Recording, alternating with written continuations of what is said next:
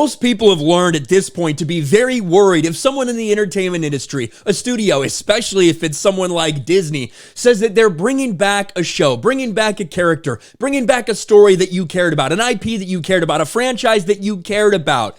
You should probably be ready for it to be completely and totally destroyed, especially with everything we've seen going on in the past several years.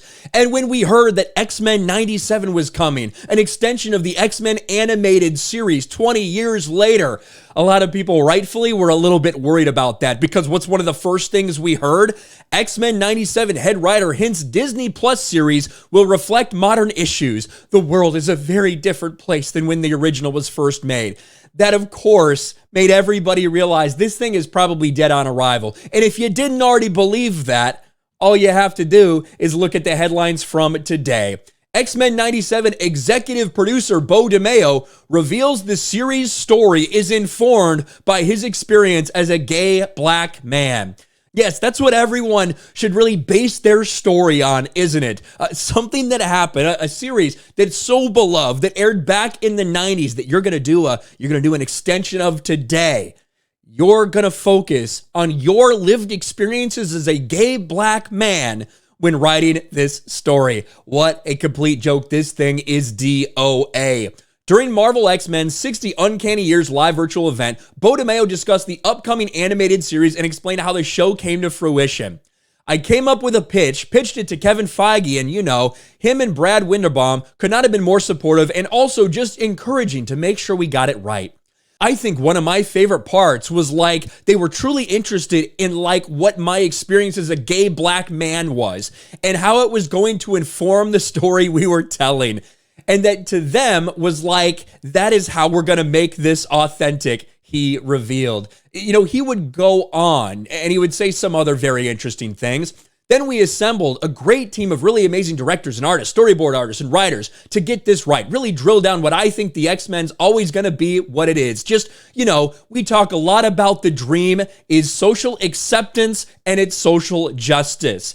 Of course, this is going right back to the same lies that have been told about the X-Men for years now, from activists, from social justice warriors, from people who feel the desire to see whatever they want to see in a given form of media. The lie that the X-Men were created because of the civil rights movement. The lie that the X-Men were created to end racism. Sir, where did you get the idea for the X-Men, and did you originally create them to destroy racial prejudice?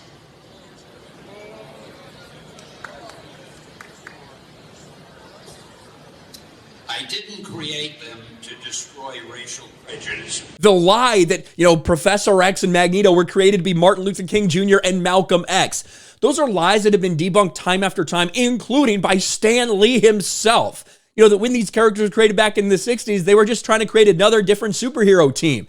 And of course, as time went on, as the decades went on and, people came in and started writing certain stories, certain arcs, things like that, you can draw parallels. But the idea that this team was created for social justice and to end racism, it's just not true. It's just not accurate. That's what SJWs go to time and time again. And it looks like this is the focus, right? The world is a very different place. It's going to reflect modern issues. Something that's said in 1997 is going to reflect modern issues somehow. And of course, it's going to be influenced by his experience as a gay black man. It's going to be all about social justice.